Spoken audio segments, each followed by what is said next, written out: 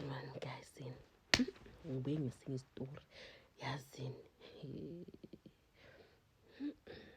mara abafazi sekeleni sometimes amadoda sithuka thi sikhohlakele yey ayisikhohlakele sometimes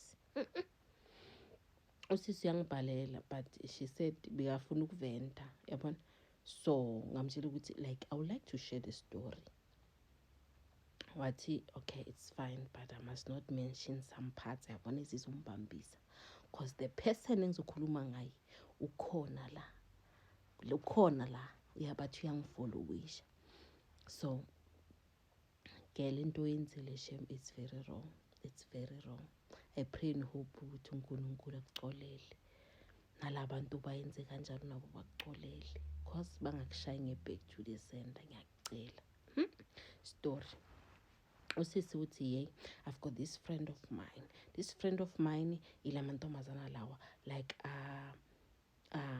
avele emakhaya yabona and lamantombazana la amahle but abafundekanga yabazi lama and then wathola this guy business, is a businessman vele businessman akangathwalanga guys ne akangathwalanga akana next akana what spirits akana next but he's a very hardworking businessman lo alabantu vele abangathi into songoyenza vele uyayenza yabona so bathi uguy vele ahlangane nogeli ugeli bahlangane ku groove ugeli no friend wakhe lo ngibhalele bebaye ku groove hayi vele dancing kumnandi in ahlangane noguy vele abathengela ama drinks hayi vele kube indaba ukuthi vele uguy wants to get to know better ufriend yayibona indaba hayi vele bathi ufriend anikele uguy amanamba hayi uguy vele baphinde bahlangana hayi kube mnandi guys kube mnandi yabona kube mnandi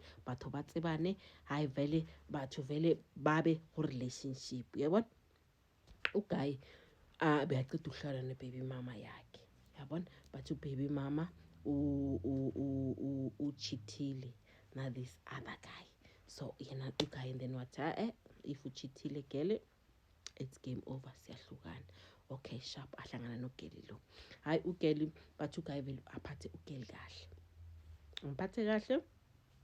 amphathe kahle amenzele everything ayifunayo yabona kokucala amlobole yibo girl bafune imali ele uguy angamind ayikhiphe ugirl akanangani ne bathi ibelele sesathe itshiji 16V yabona sese 14 ngesindebele uyi14 bathi akanangani okay hayi vele bafuna imali le hayi bathi uguy vele ayikhiphe imali angaba nenkinga kube traditional wedding kube mhlabisi kwenziweni bagiftana ama family phele bayenze i-white wedding hayi ugeli bahambe vele bathenge nendlu vele bathengele nogeli imoto ugeli she's a housewife akasebenzi ugeli azange asebenza kahle ukuba ukhe hayi isikhathi siye ugeli vele abe pregnant umntwana okuqala hayi ubhuti athi you know what ngcono ube nabantwana fast ucede yabona ngoba ugeli bayakhala ukuthi hey mzimba wami uyamosheka in I want a new body uguy athi iba nabantwana ucede then ngizokuyenzela le new body yakho uyifunayo hayi bathi vele ugeli azale vele abe nabantwana bayi street bakagay yabona hayi uguy abasupporta yabona kufike lana uguy aqale khona ukuba namehlo ngaphandle nayibona indaba hayi bathi uguy vele aqale vele kube umuntu uchithela ugeli remember ukuthi ugeli emshadweni uzanjani afana namanje uzanje angana next ugeli akasebenzi ugeli housewife nayibona indaba bathi vele uguy aqale vele kubuya ngamo AM uguy sanu kama perfume abafazi hayi vele ambuza ukuthi wena uyangijolela na okay uyangijolela ugathi hayi wena ngafanga ukuthi ngokujolela abantu bathi vele kube conflict vele bacabana athi vele uguy so lathi like it's all in your head hey mina I'm chilling with the guys in jiki uguy saba nama business trip wama weekend away nangibamba mos hayi uguy ngifanele ngiye ku business so brainstorm something so I need to go ugeli fanele asale. Mind you, neni. Ugirl athi, I want to go with you because kuyafana sineneni bathi amsho ukuthi abantwana kumele ukuthi basale nawe ngeke uhambe weekend lonke umama womuzi unabantwana ufuna ukugala abantwana la ngiyakhona ufuna uhamba nami sala ugada abantwana. Bathi vele amresponde kanjalo. Ugirl vele bathi yasazi msina abafazi sine inner voice. Lesitshela ukuthi uyaganga. Bathi inner voice ithi no, yabona la something is cooking.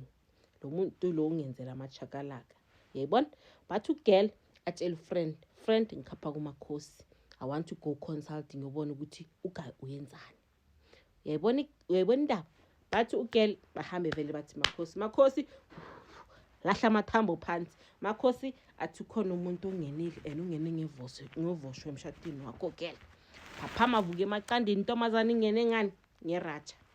Ngene nge6 gane emshadweni wakho and the way ngibona ngakhona uGayi uyaphuma uyangale kugirl. Yayibona indaba? Hayi bathi vele bahambe vele babuye. Ambuze futhi wena uyachitha na? uGayi makabe vacation. uGayi athi like it's all in your head baby, like I cannot do something like that kuwe in yabona. Ugirl bathi abona ukuthi lo uyangijwayela. Ugirl angisho bala bathi afuna umuntu owazi lesi i-IT aheke ifoni kaGayi. Nayibona indaba? Ifoni kaGayi hekiwe. uGayi babona ukuthi ukhuluma nobani, bathatha amanamba phone kaGirl nama pictures kaGirl baheka ifoni kaGirl. Hayi siphila movie emhlabeni emhlabeni kaThixo. Serious siphila movie. Bathi baheka ifoni kaGirl. Bambona uGirl bamfollowishe ku-Instagram, bamfollowishe ku-Facebook. Yabona? Baqedalana inbox wife inbox the side chick. Athi wena side ngikubonile ujola nomuntu wami in. Uyabona?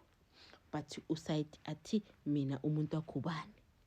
But imeni ithi picture, send a picture, this is my husband and uhamba naye ma vacation, please stop doing what you're doing uzolimala. Usho ubani? Usho uwife. Yabona indaba? Bathi the friend athi hawu mawuthi uzolimala wife kanti ufuna ukuthini? Athi lona ngizomkhomba ngiyamkhuza. Yabona? Amkhuze ngeWhatsApp. Bathi intombazane send a voice note athi mina indoda yakho angilandeleli, angizi lapha esilungwini ngize endodeni yakho. Indoda yakho iyo landelela mina. So mina ngeke ngiphume kumuntu ongilandelelayo. Utshela bani? The wife. Mara abafazi asekeleni lento siyenzayo. Asiyekeleni kuba proud ukubhidliza imizi yabantu. That's not good. Ungabe proud because of married woman, married man ixoxela ngomfazi wakho uthi akagezi akayenzeni akayenzeni uphala wena. Don't do that. Yabona? Bathi the wife thatha ifone afonele the side chick. Wife ulaphela. Yabona ukuthi lempilo lona mabangayithatha ngiphindela kuphi back to emakhaya with the kids. So anya ko bona as Charlotte kama fofa nonyani irile. Yayibona ngami yale athathe ifone afonele bani afone ngiyabuya ni part 2.